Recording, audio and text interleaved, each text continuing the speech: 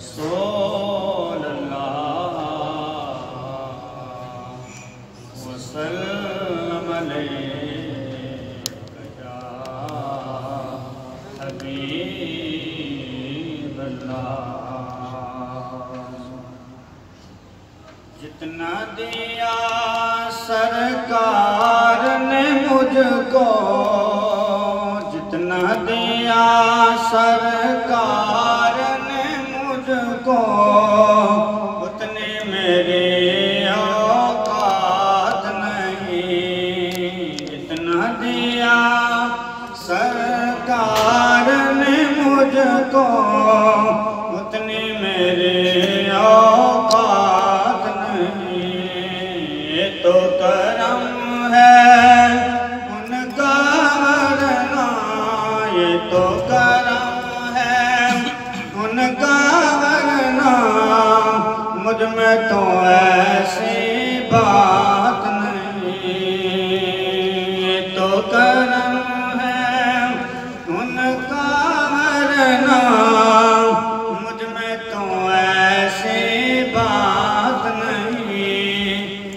تو بھی وہیں پر جا کے جہاں پر سب کی بگڑی بنتی ہے، تو بھی وہیں پر جا کے جہاں پر سب کی بگڑی بنتی ہے، سب کی بگڑی بنتی ہے۔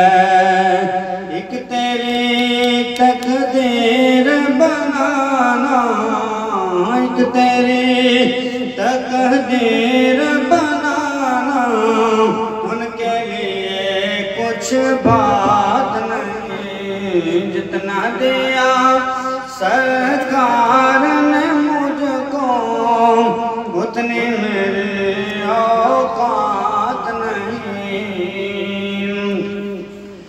عشق شاہ بطحا سے پہلے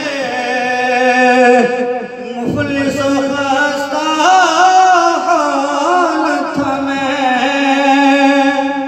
عشق شاہ بطحا سے پہلے مفلس و خستہ حالت میں، مفلس و خستہ حالت میں، نام محمد کے میں قربان، نام محمد کے میں قربان، اب وہ میرے حالات نہیں۔ جتنا دیا سرکار نے مجھ کو، اتنی میری اوقات نہیں۔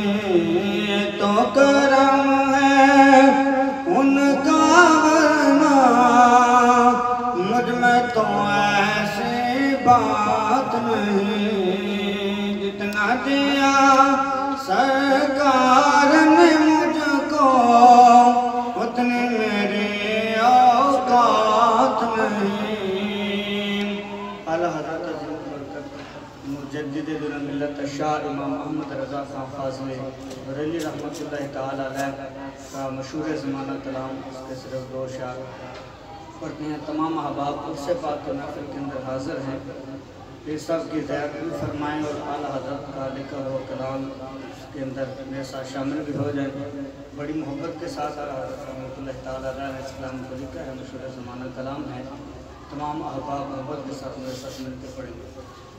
چمک تجھ سے پاتے ہیں سب پانے والے، محبت کے ساتھ مل کے۔ چمک تجھ سے پاتے ہیں سب پانے والے، میرا دل بھی چمکا دے چمکانے والے، میرا دل بھی چمکا دے چمکانے والے، برستا نہیں دیکھا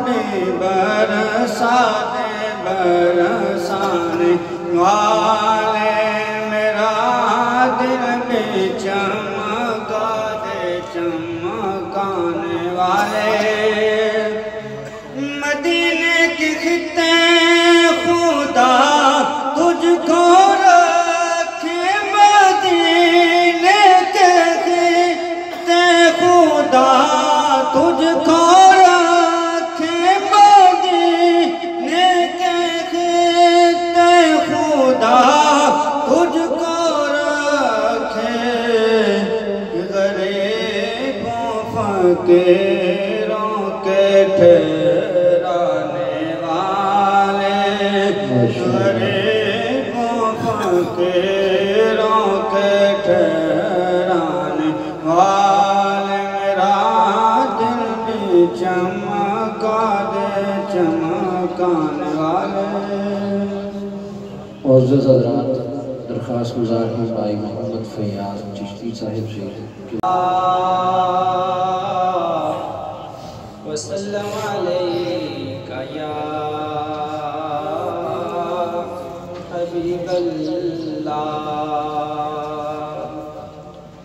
صلی اللہ علیک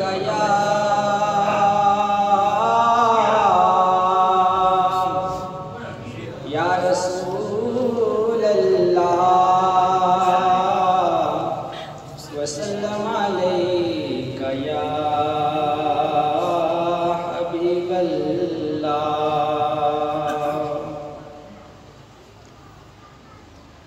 میرے دل میں ہے یاد محمد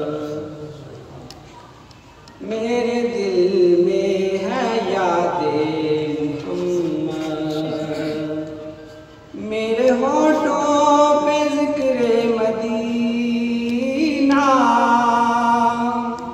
تاجدار حرم کے کرم سے آ گیا زندگی کا کرینہ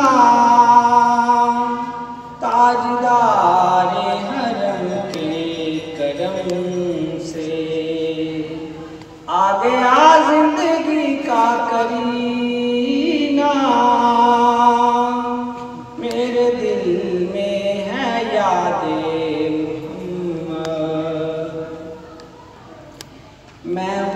میں غلامان احمد میں سگے آستان محمد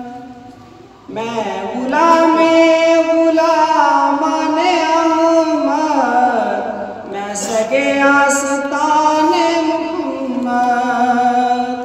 قابل فخر ہے موت میری قابل رشک ہے میرا جینا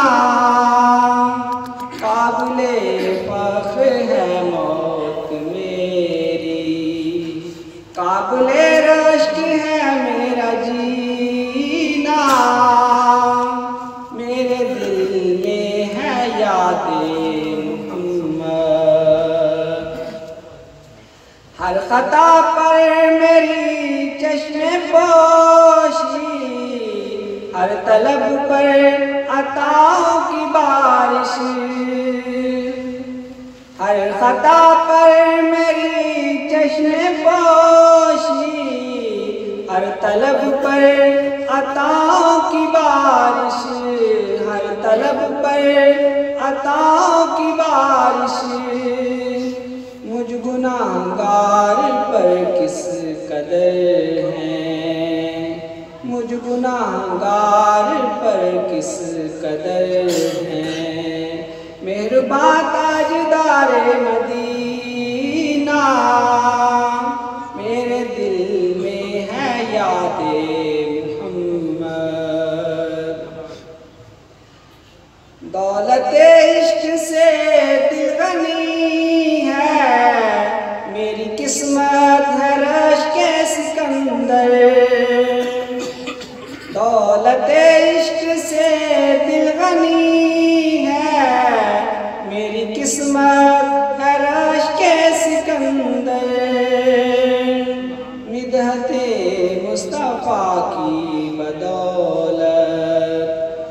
مدحت مصطفیٰ کی بدولت مل گیا ہے مجھے یہ خزینہ میرے دل میں ہے یادیں آپ میرا سر جھکا رہے پیش نظر ہو آپ میرا سر جھکا رہے پیش نظر ہو آپ میرا سر جھکا رہے جب تک رہوں جہاں میں کرم آپ کا رہے جب تک رہوں جہاں میں کرم آپ کا رہے یہ آرزو نہیں ہے کہ قائم یہ سر رہے یہ نہیں ہے کہ قائم یہ سر رہے میری تو یہ دعا ہے تیرا سنگ در رہے میری تو یہ دعا ہے تیرا سنگ در رہے فرقت کی سختیاں منظور ہے مگر فرقت کی سختیاں مجھے منظور ہے مگر اتنا ضرور ہو کہ تجھے بھی خبر رہے ایسا کہ تیری خیر تیرے میں کدے کی خیر ایسا کہ تیری خیر تیرے میں کدے کی خیر اتنا ایسی پلا کہ جس کا نشہ عمر بھر رہے اے جان جان تمہیں تو ہو مقصود کائنات اے جان جان تمہیں تو ہو مقصود کائنات میرا نشان رہے نہ رہے تو مگر رہے بے دم کی آرزو ہے کہ مرنے کے وقت بھی بے دم کی آرزو ہے کہ مرنے کے وقت بھی صورت حضور کی میرے پیش نظر رہے صورت حضور کی میرے پیش نظر رہے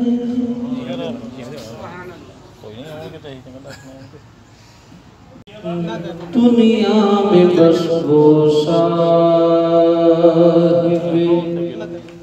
ایمان ہو گیا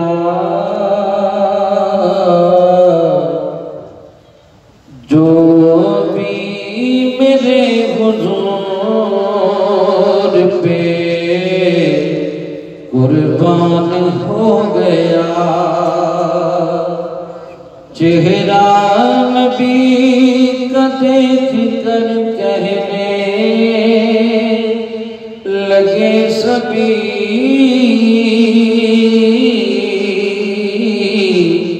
کہ نظروں کے آج سامنے قرآن ہو گیا تو جس نے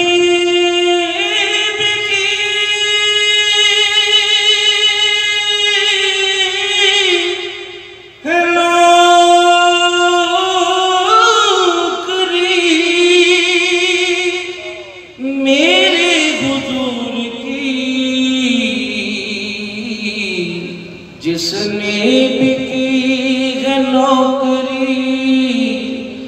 میرے حضور کی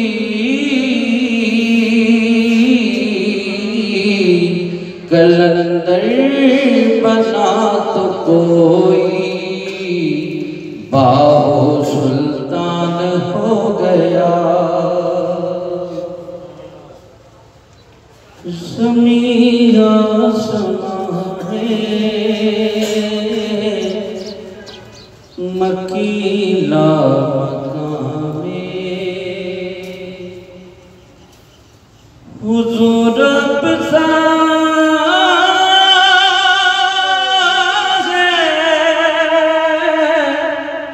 نہیں ہے وہ سدرا کراری حبیب الہی وہ سدرا کراری حبیب الہی کوئی دوسرا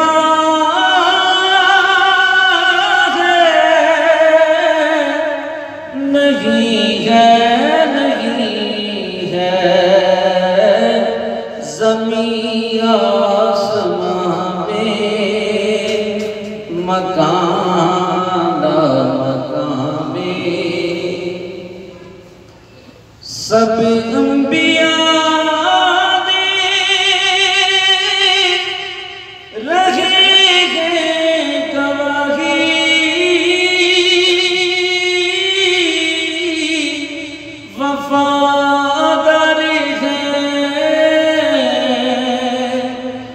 مصطفیٰ کے الہی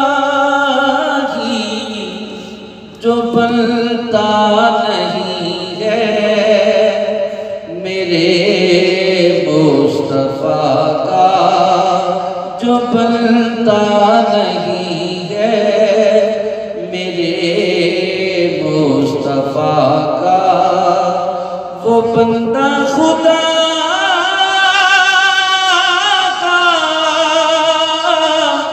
نہیں ہے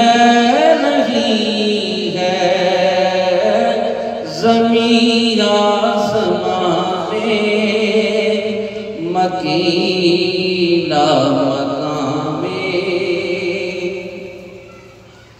رہا عمر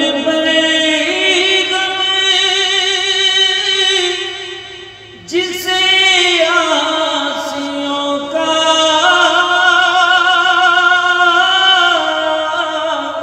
سرے حشر جو بھی نہ امت کو بھولے مثال اس کرم کی جواب اس عطا کا مثال اس کرم کی جواب اس عطا کا کہیں مل سکا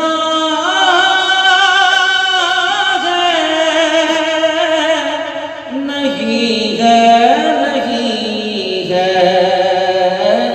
وہ سدرا کراری حبیب الہی سب دائیوں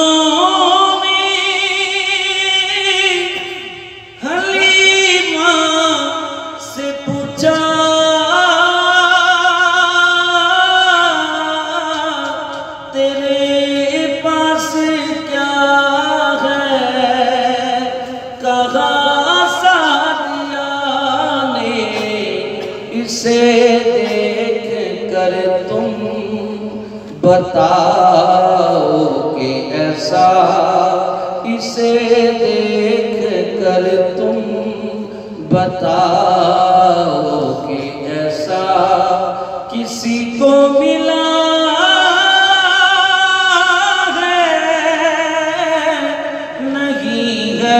نہیں ہے وہ سدرا کراری حبیب الہی بلا کیا کرے کو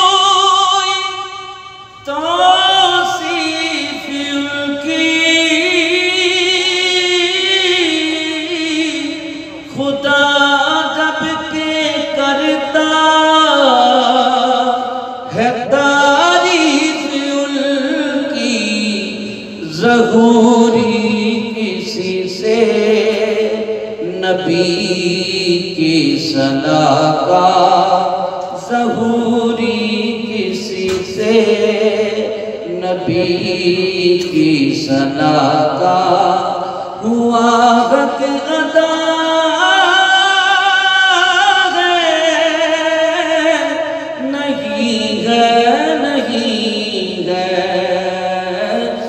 سدرا کراگی حبیب الہی کوئی دوسرا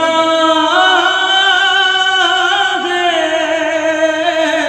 نہیں ہے نہیں ہے دو شعر تو ہے سارے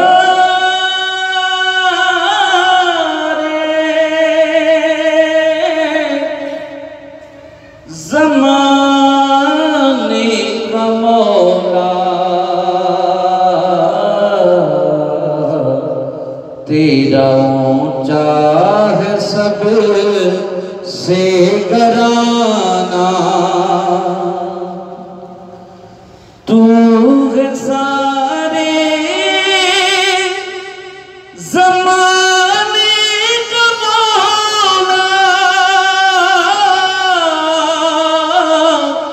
تیرا اونچا ہے سب سے گرانا کربلا کے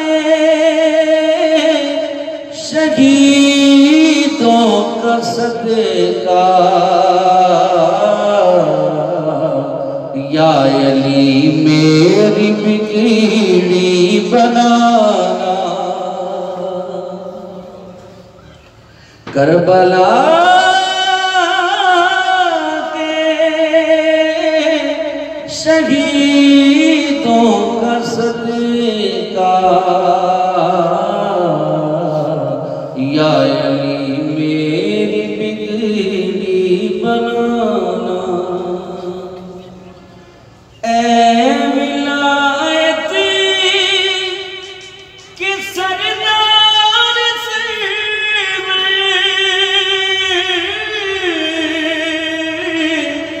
آئے منگتے تمہارے ہی در پر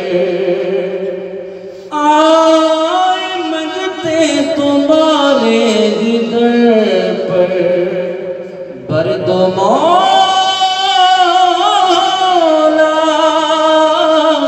علی میری جولی تیرا قائم رہے آستانہ برد و مولا علی میری جولی تیرا قائم رہے آستانہ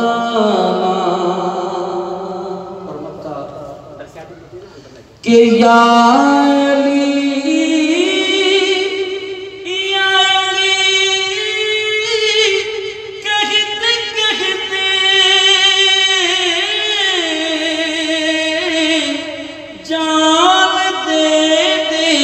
سرکار سائم جان دے دے گا سرکار سائم میں غلام علی مرتضی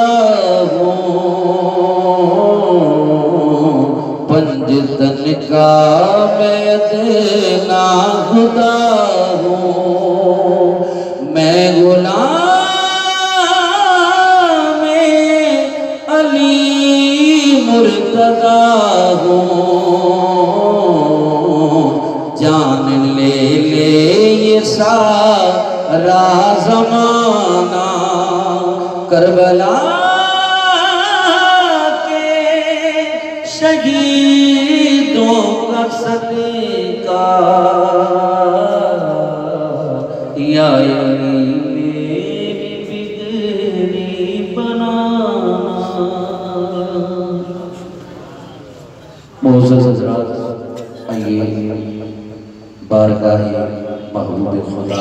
صلی اللہ علیہ وآلہ وسلم ہدیہ عقیدت و محبت کی پھول پیش کرتے ہیں اور یہ سعادت حاصل کر رہے ہیں۔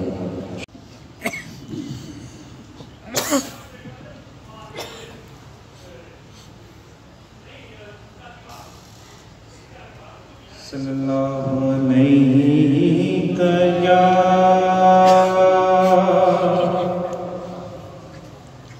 یا رسول اللہ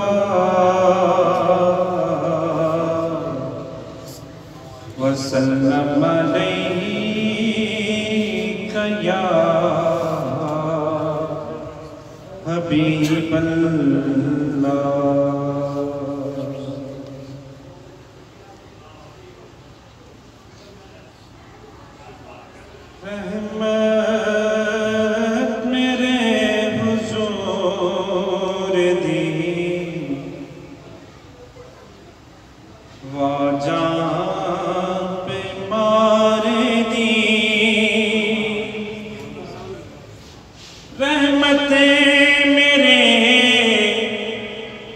حضور دی واجہ پیمار دی آجا گناہ گارا میں تینوں بچا لبا آجا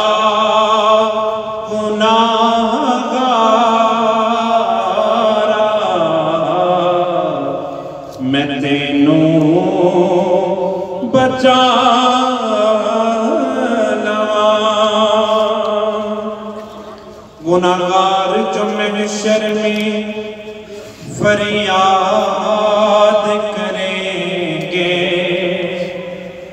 آیا ہوں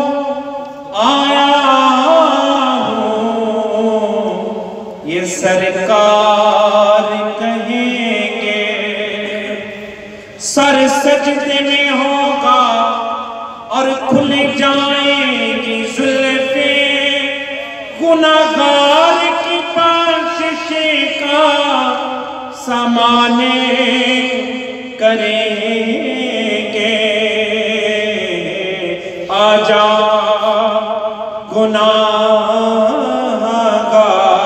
گناہگارا میں تینوں بچا لواں آجا گناہگارا میں تینوں بچا لواں۔ کیونکہ اس جنس کو محشر میں خریدیں گے محمد، جس جنس کا کوئی بھی خریدار نہ ہوگا۔ آجا گناہگارا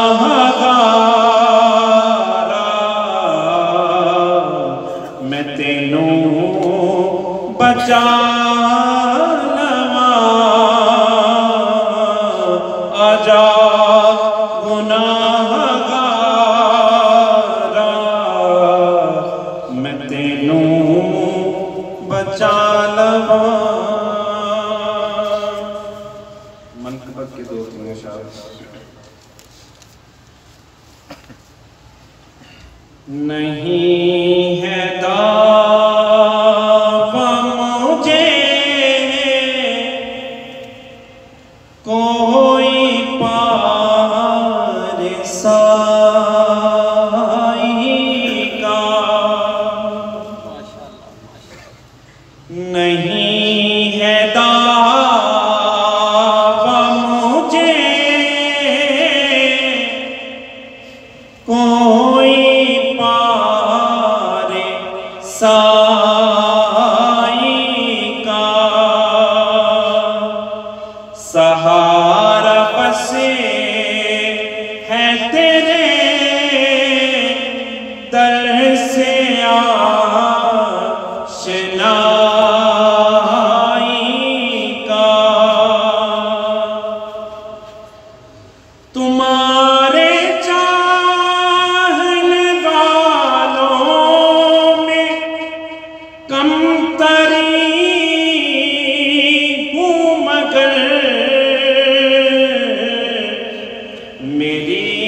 جبیں پہ نہیں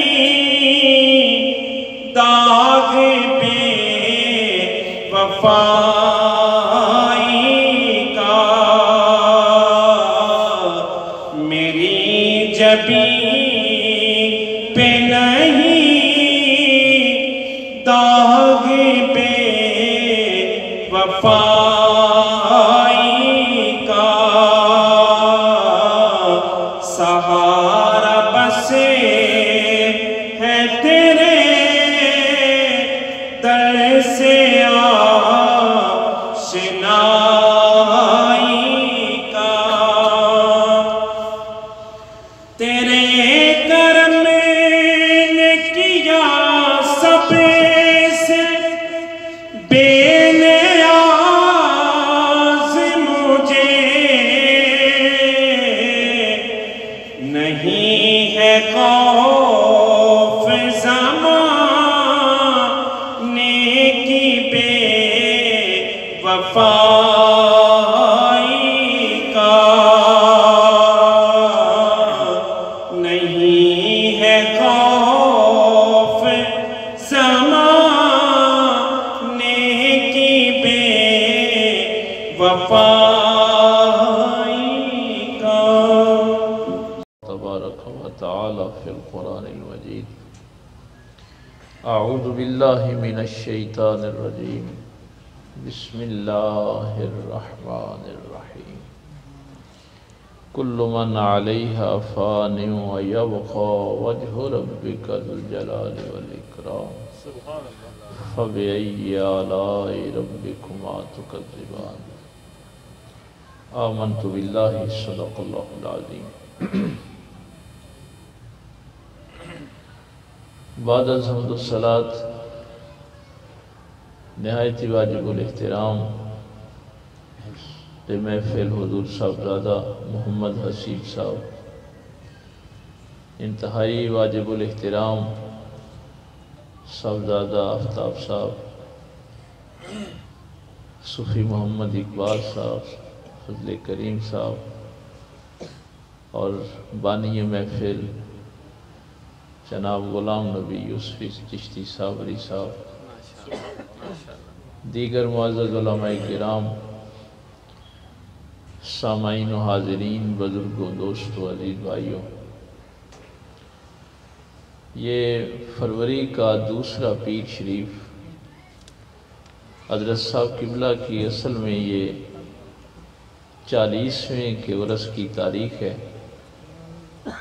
تو یہ سعادت محترم نبی احمد صاحب کو اللہ کی توفیق کے ساتھ ملتی ہے کہ وہ حضور قبلہ عالم کی یاد میں اس محفل کا اہتمام کرتے ہیں۔ میں اس کی تفصیل میں تو نہیں جاؤں گا، جوش ملی آبادی کا ایک مصرع صرف عرض کروں گا۔ یہ جو میں کہتا ہوں نا اللہ کی توفیق کے ساتھ، تو جوش نے کہا تھا میری طلب بھی کسی کے کرم کا صدقہ ہے، میری طلب بھی کسی کے کرم کا صدقہ۔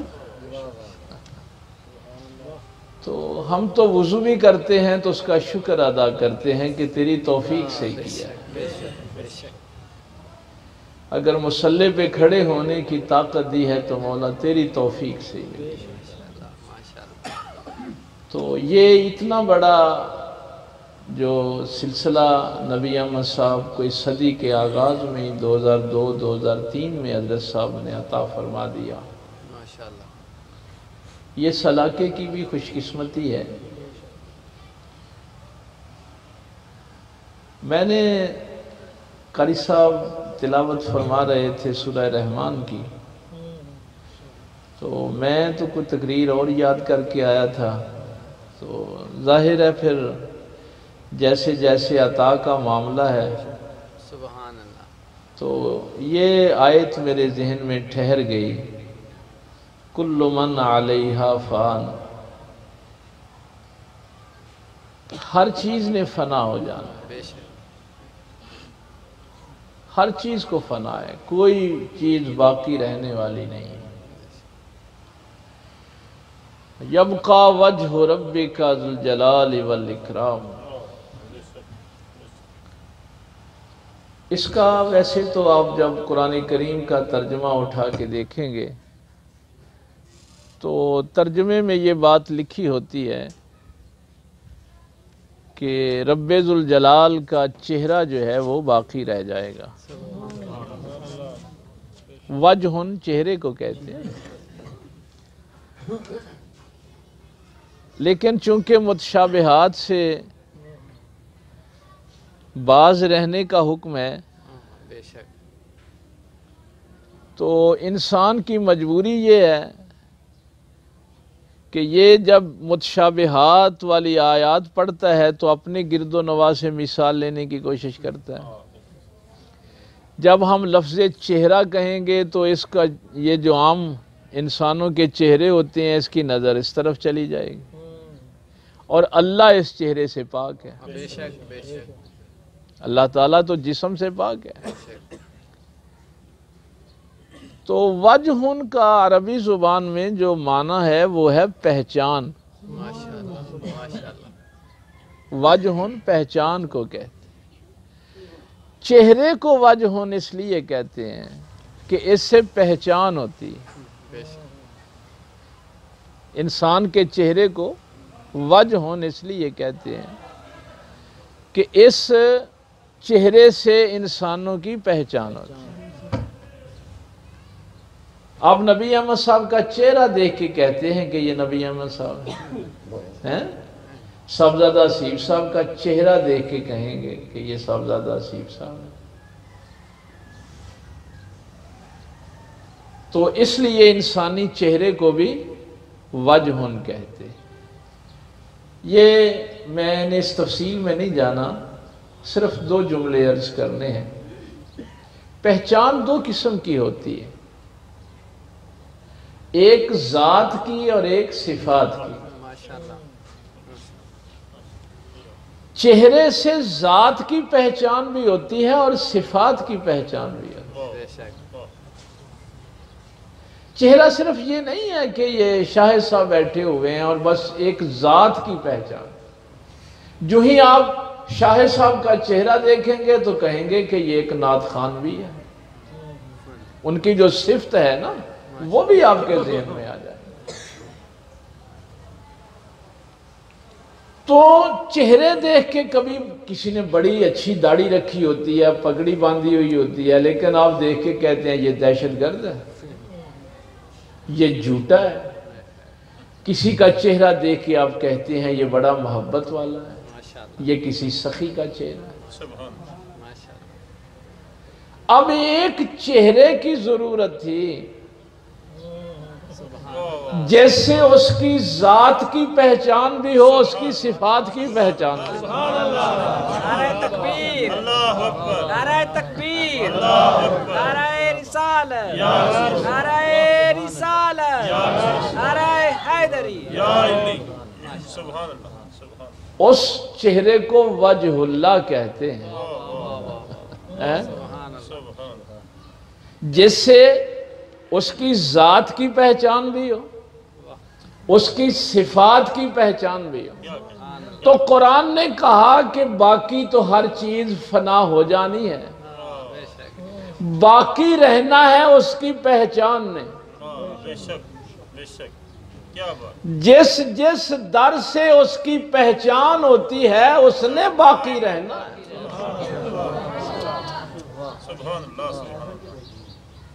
وَيَبْقَى وَجْهُ رَبِّكَ ذُو الْجَلَالِ وَالْإِكْرَامِ۔ تیرے رب کی پہچان جہاں سے ہوتی ہے، کہاں سے ہوگی پہچان؟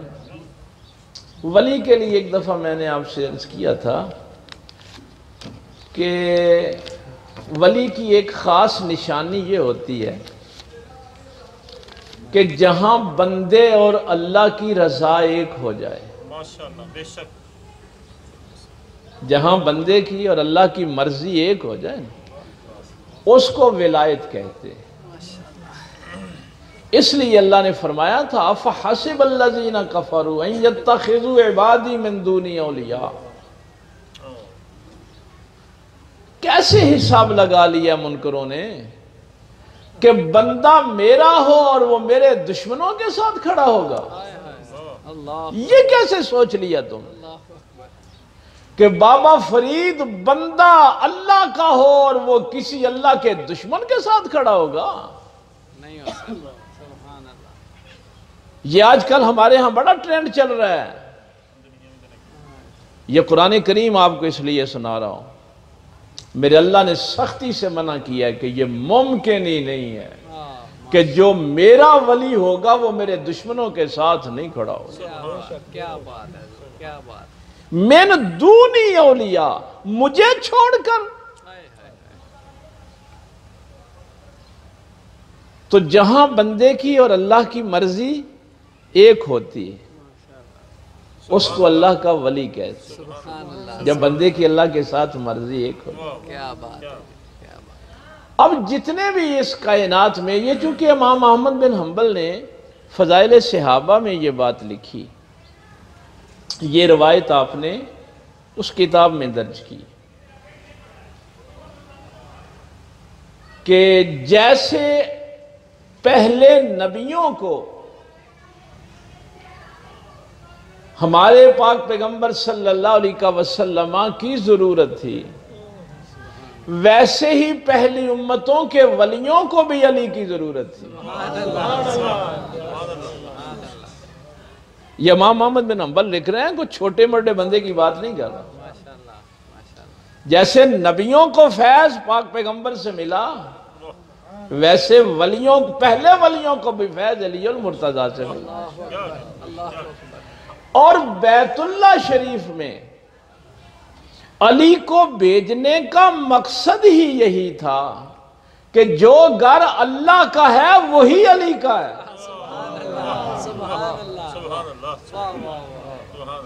اللہ کا اور علی کا گھر ایک ہے. کیا بات. اس لیے بیت اللہ میں بھیجا. تو جو ولی ہیں وہاں رضا ایک ہوتی ہے، جو علی ہے وہاں اللہ کا علی کا گھر ایک ہوتا ہے. مرج البحرین یلتقیان. اس کی ایک تفسیر یہ بھی لکھی گئی، اللہ تعالیٰ نے دو دریاؤں کا، دو سمندروں کا ذکر کیا، جاری دو سمندر. کچھ ظاہری طور پہ جا کے دیکھتے ہیں کہ وہ دو سمندر مل رہے ہیں دو، لیکن ان کا پانی آپس میں نہیں مل رہا، ان کی رنگت علیحدہ علیحدہ ہے. ایک تفسیر یہ کی جاتی ہے، اور ایک تفسیر اس کی یہ لکھی گئی ہے کہ وہ دو سمندر آپس میں ملے. ایک یہ ہے کہ ان کا پانی دور تک نہیں ملتا، علیحدہ علیحدہ ان کی رنگت. آج کل آپ وہ سوشل میڈیا پہ بھی دیکھ سکتے ہیں، وہ دکھاتے ہیں دونوں سمندروں. ایک اس کی تفسیر یہ ہے کہ وہ دونوں سمندر ملے، یخرج منہم اللؤلؤ والمرجان، اور وہاں سے دو موتی پیدا ہوئے، لؤلؤ اور مرجان. تو وہ کہتے ہیں کہ قرآن کی دوسری آیت یہ بتا رہی ہے کہ ان دونوں سمندروں کے ملنے سے یہ موتی پیدا ہوئے. یخرج منہم اللؤلؤ والمرجان، وہ دونوں سمندر ملے.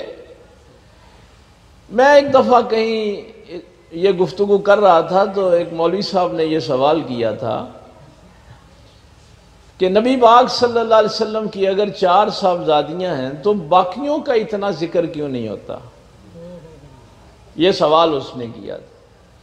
تو میں نے پھر قرآن کریم کی یہ آیات ان کو سنائی تھی کہ سیدہ فاطمہ تو زہرا کا ذکر زیادہ اس لیے ہے کہ ان دونوں سمندروں کو، ایک نبوت کا سمندر اور ایک ولایت کا سمندر، ان دونوں سمندروں کو ملانے والی نہر کا نام فاطمہ ہے.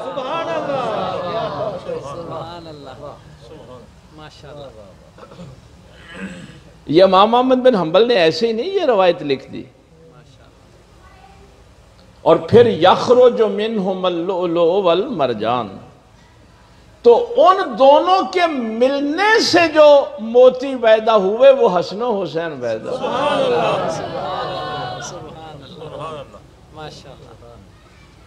بہرحال یہ تو پچھلی آیات تھی.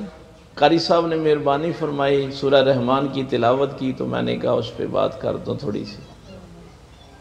تو کل من علیہا فان ویبقی وجہ ربک ذو الجلال والاکرام، جہاں جہاں بھی اللہ کی پہچان کی بات ہے اس نے باقی رہنا ہے، باقی ہر شے نے فنا ہو جانا. اچھا عجیب بات یہ ہے آگے ہے فَبِأَيِّ آلَاءِ رَبِّكُمَا تُكَذِّبَانِ. اب اس کا بھی آپ ترجمہ دیکھیں گے نا تو سب نے تقریباً یہی لکھا ہے کہ اللہ تعالیٰ کی اپنے رب کی کس کس نعمت کو جھٹلاؤ. ترجمہ یہی لکھا ہو. اردو زبان چونکہ بہت کمزور ہے، لیکن اہل علم جب اس پہ بحث کرتے ہیں تو وہ یہ کہتے ہیں کہ یہ کیسے ممکن ہے کہ پیچھے فنا کی بات ہو اور آگے یہ ہو کہ کس نعمت کو جھٹلاؤ گے. تو فنا نعمت تو نہیں ہوتی نا، فنا جو ہے یہ تو نعمت نہیں ہے. تو اس لیے اس کا یہ ترجمہ یہ کرنا کہ اچھا اس سے اگلا جو رکوع ہے نا آخری، اس میں بھی یہ ایک بات ہے. کبھی آپ دورہ قرآن کریں گے تو اس میں یہ ساری بات ھذہ جہنم التی یکذب بہا المجرمون، یہ سورہ رحمان کا آخری رکوع کہ یہ جو دنیا میں بڑے اکڑے پھرتے ہیں نا ان سے اللہ قیامت والے دن فرمائے گا ھذہ جہنم التی یکذب بہا المجرمون. یہ جو مجرم جٹلاتے تھے نا ان سے کہا جائے گا یہ ہے وہ جہنم. یطوفون بینا و بین حمیم آن. اور اس کے آگے پھر فرمایا فَبِأَيِّ آلَاءِ رَبِّكُمَا تُكَذِّبَانِ. اب مثلا بات جہنم کی ہو رہی ہے تو ترجمہ کیا کریں گے کہ اپنے رب کی کس کس نعمت کو جھٹلاؤ گے. تو جب کبھی اہل علم کے ہاں اس پہ بحث ہوتی ہے تو وہ کہتے ہیں کہ یہاں ہر آیت میں اس کا ترجمہ علیحدہ علیحدہ ہے، اس لیے آپ پر یہ ترجمہ پڑھ کے کوئی کیفیت پیدا نہیں ہوتی، کیونکہ ترجمے سے آپ اس کی اصل حقیقت تک نہیں پہنچ پاتے. تو وہ کہتے ہیں کہ آلاء کا معنی لیا گیا ہے نعمت. فَبِأَيِّ آلاء، نعمت کس لفظ کا معنی ہے؟ آلاء کا. تو آلاء کا معنی صرف نعمت نہیں ہے، آلاء کا معنی طاقت بھی ہے، قدرت بھی ہے. اور جب اللہ فرمائے گا نا کہ جس جہنم کو جھٹلاتے تھے یہ ہے وہ جہنم، تو وہاں ترجمہ یہ بنے گا کہ اللہ کی کس کس طاقت کا انکار کرو گے، اس کی کس کس قدرت کا انکار کرو گے. اور جب یہ جو پہلی آیت ہم سیکھ رہے ہیں کل من علیہا فان ویبقی وجہ ربک ذو الجلال والاکرام،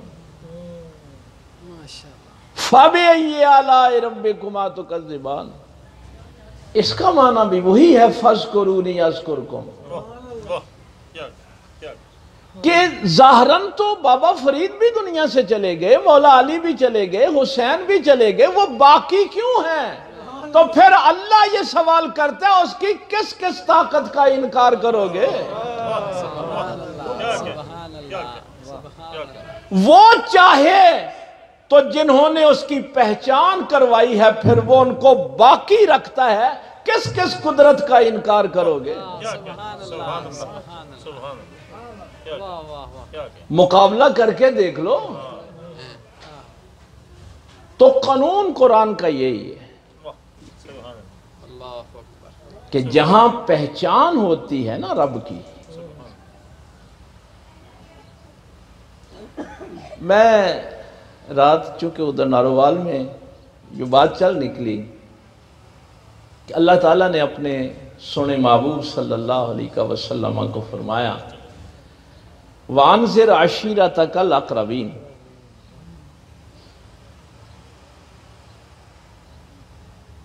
قرآن کا اسلوب بھی یہی ہے کہ یہ دین دی گل شروع کرنی ہے تے کروں کرنی آئے ہی نہیں بھی لوکاں نوں دین دستے رہو تے اپنے گھر والی بھول جاؤ. نہیں وانذر عشیرتک الاقربین، اپنے گھر والوں نوں ڈراؤ، انہاں نوں تنبیہ، اپنے قریبی جڑے نے انہاں نوں بلاؤ. اب حکم آ گیا اللہ کا، قریبیوں کو اللہ کا پیغام دینا. اب مکے میں توحید کا اعلان کرنا ہے تو اللہ کا گھر بھی موجود ہے. چاہیے تو یہ تھا کہ اللہ یہاں پہ یہ یوسف آباد میں نبی احمد صاحب کے گھر ہی یہ ذکر کیوں ہو رہا ہے؟ بھائی اگر حضرت صاحب قبلہ کا ذکر ہوگا تو ظاہر ہے ان کے گھر میں ہی ہوگا نا. یہ عجیب بات تھی کہ توحید کا جلسہ ہے. ہاں یہ حضرت صاحب قبلہ نے یوسف آباد اس کا نام رکھا. تو وہاں پہ انتخاب جس گھر کا کیا گیا وہ حضرت ابو طالب کے گھر کا کیا گیا. جناب ابو طالب کے گھر میں توحید کی پہلی محفل ہوئی، اللہ کا پیغام دینے کے لیے، وانذر عشیرتک الاقربین کے لیے. حضرت ابو طالب کا میں یہاں تفصیل میں نہیں جاؤں گا، صرف ایک جملہ عرض کر دوں. ایک دفعہ یہ بڑی بحث چل نکلی تھی کہ آپ محمد الرسول اللہ پر ایمان لاتے ہیں یا محمد بن عبداللہ پہ ایمان لاتے. یہ بھی ایک دور میں بحث رہی ہے کہ آپ محمد بن عبداللہ پر ایمان لاتے ہیں یا محمد الرسول اللہ پر ایمان لاتے ہیں. چونکہ فتنے جو ہوتے ہیں نا وہ بڑی بڑی ایسی بحثیں شروع کر دیتے ہیں. تو ہمارے اس دور کے اولیاء کرام نے بھی کہا تھا کہ ہم محمد الرسول اللہ پر ایمان لاتے ہیں، حالانکہ ہمیں پتہ ہے کہ محمد بن عبداللہ ہی محمد الرسول اللہ ہے. محمد الرسول اللہ کون ہے؟ جو محمد بن عبداللہ ہے. لیکن ایمان محمد الرسول اللہ پہ لاتے ہیں. کیوں؟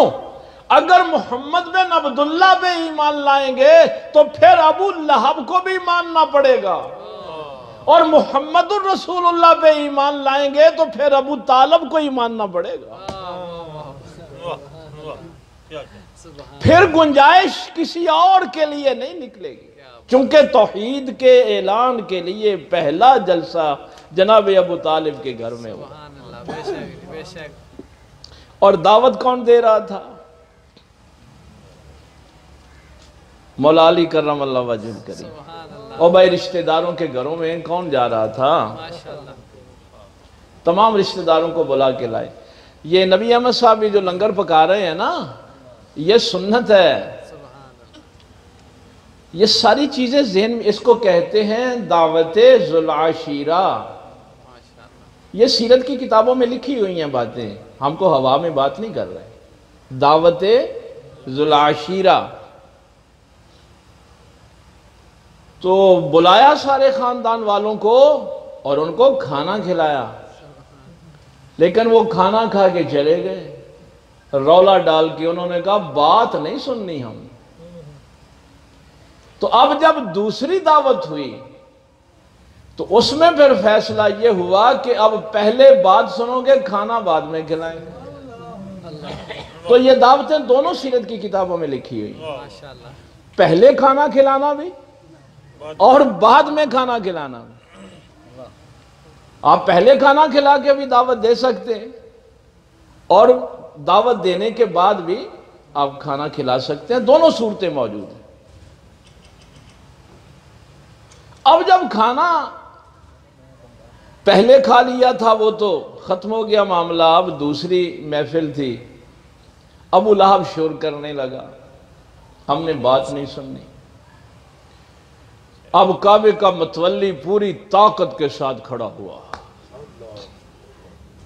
جناب ابو طالب پوری طاقت کے ساتھ کھڑے ہوئے. سردار عبد المطلب کے بعد اب کعبے کے متولی وہی تھے نا. آپ نے فرمایا اسکن یا حمار، او گدے بیٹھ جا، چپ کرو گدے. یہ توحید کے جلسے کا پہلا فتویٰ تھا کہ گستاخ رسول انسان نہیں ہوتا، گدھا ہوتا. یہ توحید کے جلسے کا پہلا فتویٰ تھا. اب دیکھیے ایک طرف یہ جلالت جناب ابو طالب کی، اور دوسری طرف جو ہی خاموشی طاری ہوئی، میرے پاک پیغمبر صلی اللہ علیہ وسلم سے جو جملہ کہا، قم یا سید، قم یا مولائی، اے سید اٹھو، میرے مولا اٹھو. آج ابو طالب بھتیجے سے بھائی سے مخاطب ہوئے تو فرمایا گدے بیٹھ جا.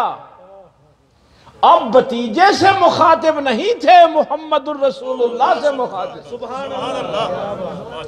نعرہ تکبیر، نعرہ رسالت، عظمت و شان مصطفیٰ، مقام مصطفیٰ. یہاں یہ نہیں ہے کہ میں نے بڑی پرورش کی ہے اور میں نے بڑا ساتھ دیا ہے، میں بنو ہاشم کا سردار ہوں، آخر میرا بھتیجا ہی ہے. نہیں، میرے سید اٹھو، ہائے ہائے ہائے، میرے مولا اٹھو، ان سے گفتگو فرماؤ. سلیقہ بتایا ہے نا کہ ابو طالب بھتیجے سے خطاب نہیں کر رہے تھے، اللہ کے رسول کو پکار رہے تھے، اور اللہ کے رسول کو تو انہی لفظوں سے پکارا جا سکتا. لا تجعلوا دعاء الرسول بینکم کا دعائے بعدکم بعدا. یہ آیت تو بعد میں نازل ہوئی تھی، ترجمہ ابو طالب نے پہلے لوگوں کو بتایا تھا. یہ 18ویں پارے کی آیت ہے جو میں نے آپ کو عرض کی ہے. لیکن یہاں ایک بڑا جملہ، اللہ غنی، کہ میرے پیغمبر نے کسی کا احسان رکھا نہیں، نہ جس نے بھی خدمت کی ہے اس کو پھر پتہ نہیں کتنا زیادہ کر کے واپس کیا. میرے پیغمبر نے کسی کا احسان نہیں رکھا. مثلا مجھے کئی دفعہ لوگ پوچھتے ہیں نا کہ مرشد کسے کہتے ہیں. ہم کہتے ہیں کہ جہاں سے توحید کا نور ملتا ہے، جہاں سے رسالت کا نور ملتا ہے، جہاں سے قرآن کا نور ملتا ہے، یہ انوار جہاں سے ملے. اس جمعے شاید میں یہ بات کر رہا تھا، جو لوگ جمعہ مبارک پہ تھے، کہ ایک راہبر ہوتا ہے اور ایک رہنما ہوتا ہے. راہبر راہ دکھانے والا ہوتا ہے اور رہنما منزل تک پہنچانے والا ہوتا ہے. قرآن راہبر ہے، مصطفیٰ راہبر بھی ہیں، رہنما بھی ہیں.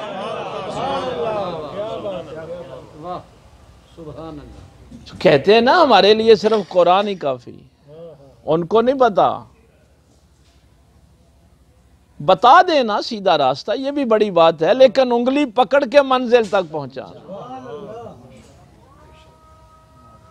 میرے آقا نے کسی کا احسان نہیں رکھا، عطا کیا، سب کو عطا کیا. اور یہاں پہ چونکہ آج تفصیل کا موقع نہیں ہے، ورنہ میں عرض کرتا، صرف ایک جملہ عرض کرنا ہے کہ ابو طالب نے بڑی محفل میں ایک دفعہ صرف یہ جملہ کہا ہے.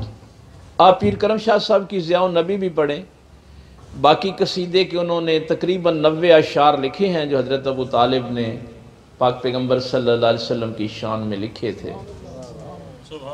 پیر کرم شاہ صاحب نے ضیاء النبی جو سیرت کی کتاب، اس میں وہ سارے اشعار درج کیے. باقی بھی سیرت کی کتابوں میں آپ دیکھ سکتے ہیں. لیکن یہ جملہ آپ نے زندگی میں ایک دفعہ ہی کہا ہے. نبی پاک کو سید اور مولا نبی کہہ کے بڑے اشعار میں پکارا ہے.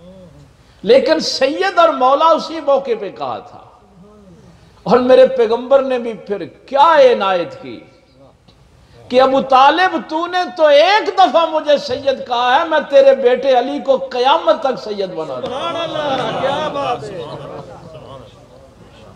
تو نے ایک دفعہ مجھے مولا کہا ہے، اب قیامت تک علی کو لوگ مولا کہیں۔ من کنت مولاہ فاز علی مولا۔ تو یہ رہنمائی، یہ اللہ کا نور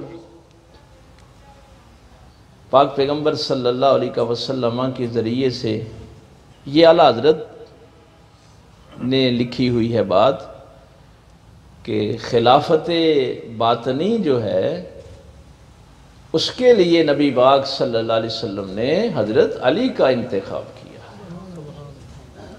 وہ باطنی فیوز و برکات یہ اعلیٰ حضرت کا فتویٰ ہے، اور یہ آیت اب ہمیشہ ذہن میں رہے کہ وہ پاک پتن شریف ہو، وہ کلیر شریف ہو، وہ اجمیر شریف ہو، وہ 17 میں نبی احمد صاحب بیٹھے ہوئے ہوں، وہ ننگل شریف ہو، لاہور شریف ہو، یہ باقی رہنے والے جتنے بھی لوگ ہیں یہ سارے علی سے وابستہ ہیں، اس خلافت باطنی سے وابستہ ہے۔ اور مولا علی کرم اللہ وجہ الکریم کے در اقدس سے فیض ملتا ہے میرے پاک پیغمبر صلی اللہ علیہ وسلم، اور پاک پیغمبر صلی اللہ علیہ وسلم کے پاس جو کچھ بھی ہے وہ میرے اللہ کی عطا ہے۔ اس فیض کی میں نے صرف ایک بات، چونکہ حضرت صاحب قبلہ کا عرس مبارک بھی ہے، آپ پتہ نہیں کس حوالے سے میری گفتگو کو دیکھتے ہیں، میں تو صرف ایک حوالے سے ہی دیکھتا ہوں۔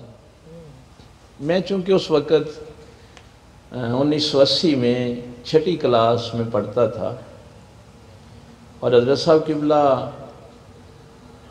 حج کرنے کے لیے پہلی دفعہ تشریف لے گئے تھے،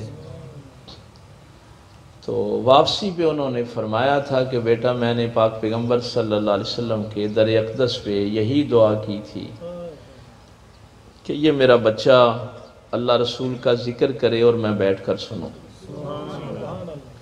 تو میں تو جب بھی ذکر کرتا ہوں اس حوالے سے کرتا ہوں کہ اب بھی وہ یہ ذکر سن کے خوش ہوتے ہیں۔ آپ کا مجھے نہیں پتا آپ کس حوالے سے دیکھتے ہیں۔ اور یہ عنایت بھی جمعۃ المبارک میں بھی ایسے ہی ہوتی تھی۔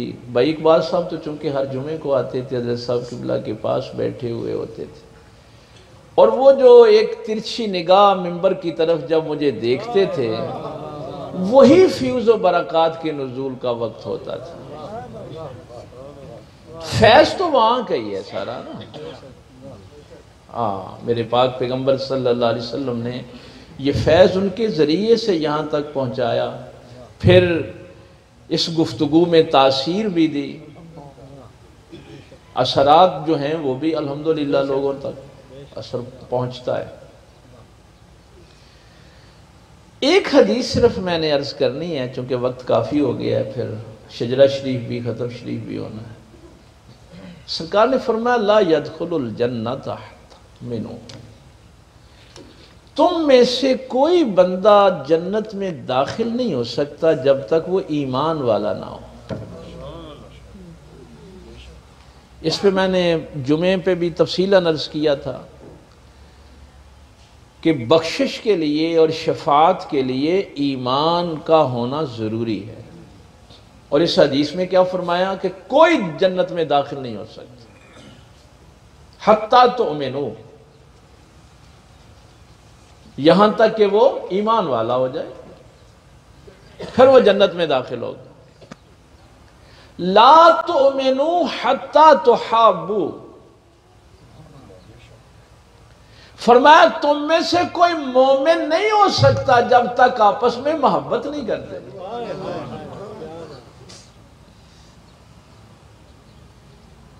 مجھے یہ میں پہلی دفعہ آپ سے کہنے لگا ہوں، صاحبزادہ سیف صاحب کو صرف اس بات کا علم ہے، میں جب کبھی حضرت صاحب کے در اقدس پہ حاضر ہوتا ہوں، مجھے کوئی پوچھے نا کہ کہاں جا رہے تو میں کہتا ہوں بارگاہ محبت میں جا رہا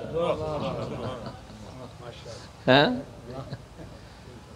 چونکہ یہ پاک پیغمبر صلی اللہ علیہ وسلم نے فرمایا کہ کوئی ایمان والا ہو ہی نہیں سکتا جب تک اس میں محبت نہیں ہے۔ جہاں سے نفرتیں نکلتی ہیں وہاں ایمان ہی نہیں ہوتا، وہاں فیض کیا ملے گا؟ اب میری سرکار صلی اللہ علیہ وسلم نے یہ حدیث میں نے بی اے کے کورس میں پڑھی تھی 1987 میں، حدیث کی کتب میں تو میں نے بعد میں پڑھی تھی، پہلے میں نے اپنے کالج کے کورس میں یہ حدیث پڑھی تھی۔ اور میری سرکار صلی اللہ علیہ وسلم نے فرمایا کہ میں تمہیں ایک نسخہ نہ بتاؤں کہ تمہاری آپس میں محبت بڑھ جائے، ایک طریقہ بتا دوں، چونکہ ایمان کے لیے محبت ضروری ہے۔ تو سرکار نے فرمایا افش السلام بینکم، آپس میں سلام عام کرو، ایک دوسرے کی سلامتی چاہو، تم صاحب ایمان ہو جاؤ گے۔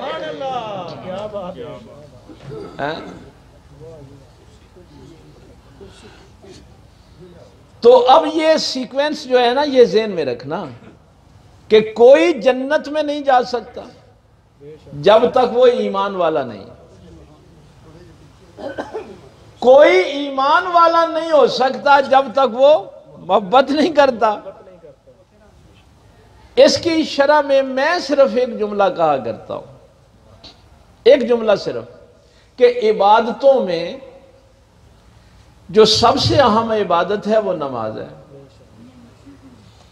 سجدے سے بڑی عبادت کوئی نہیں، اور کمال ہے نماز کا کہ ابتدا ہے تکبیر تحریمہ سے، اللہ اکبر، یہ عبادت شروع ہوتی ہے اللہ کی بڑائی سے، اللہ کی کبریائی سے، اور اس کا اختتام ہوتا ہے السلام علیکم ورحمت اللہ۔ اصل نمازی ہے ہی وہ جو اللہ کو بڑا مانے اور مخلوق کی سلامتی چاہے۔ کس کی؟ جو میری دائیں طرف ہے ان کی بھی سلامتی، جو بائیں طرف ہے ان کی بھی سلامتی۔ صحابہ کرام فرماتے ہیں ہم بڑی کوشش کیا کرتے تھے کہ آج ہم نے حضور کو پہلے سلام کہنا، بڑی کوشش کرتے، لیکن کوئی بندہ یہ نہیں کہہ سکتا کہ میں نے نبی پاک صلی اللہ علیہ وسلم کو پہلے سلام کہا۔ حضور ہی پہلے سلام کہتے تھے، آقا ہی پہلے سلام کہتے تھے۔ اور سلامتی کی دعا، یہ بات میں نے اس لیے آپ سے عرض کی ہے کہ ہمارے حضرت صاحب قبلہ کا جو فیض، یہ نہیں ہے مریدوں تک، جو زندگی میں ایک دفعہ بھی ملا اس نے یہی کہا کہ سب سے زیادہ مجھ سے ہی محبت کرتے تھے۔ ہر شخص کا یہی دعویٰ ہے کہ میرے ساتھ ہی سب سے زیادہ محبت کرتے تھے، اور یہ نشانی میرے پیغمبر نے بتائی ہے کہ یہ نشانی ایمان والوں کی ہوتی ہے، اور ایمان والے ہی جنت والے ہیں۔ تو کوشش کریں کہ اپنے شیخ کی اس سنت پہ عمل کیا کریں، سب کی سلامتی چاہیں۔ ایک ہے وہ نبی پاک صلی اللہ علیہ وسلم نے حدیث سکھائی ہے، وہ دعا سکھائی ہے کہ ہدایت کی دعا مانگو، سلامتی کی دعا مانگو، اگر پھر بھی کوئی تمہاری جان نہیں چھوڑتا، تمہارے ساتھ زیادتی کرتا ہے، بدتمیزی کرتا ہے، تو پھر یہ دعا کیا کرو کہ مولا مجھے اس کے شر سے محفوظ فرما۔ قل اعوذ برب الفلق من شر ما خلق، تمام مخلوقات کے شر سے اللہ کی پناہ میں آ جانا، اللہ سے دعا کرنا کہ مولا مجھے اس کے شر سے محفوظ فرما۔ اور اگر پھر بھی کوئی باز نہ آئے تو پھر کہنا کہ یا اللہ اس کا شر اس کی طرف لوٹا دے، تم نے کوئی بد دعا نہیں کرنی۔ یہ ایمان والوں کو بتایا گیا۔ پہلے ہدایت کی دعا مانگو، پھر بھی وہ ہدایت نہیں پکڑتا تو اللہ کی پناہ میں آ جاؤ، مولا مجھے اس کے شر سے محفوظ فرما، پھر بھی باز نہیں آتا تو مولا اس کا شر ہی اس کی طرف لوٹا دے، میں کچھ نہیں کہتا اس کے متعلق، یہ بھی اس کے لیے سلامتی کی دعا ہے۔ تو دنیا میں تو ظاہر ہے ہر شے نے فنا ہو جانا ہے، کوئی چیز باقی رہنے والی نہیں ہے، بس جو وابستہ ہو گیا اس لا فانی سے، وجہ ربک ذو الجلال والاکرام۔ تو اب یہ نہ پھر کہنا کہ فلاں کا نام زندہ کیوں ہے، فَبِأَيِّ آلَاءِ رَبِّكُمَا تُكَذِّبَانِ، اس کی کس کس طاقت کا انکار کرو گے، کس کس قدرت کا انکار کرو گے۔ اللہ تعالیٰ عمل کی توفیق دے، وآخر دعوانا الحمدللہ۔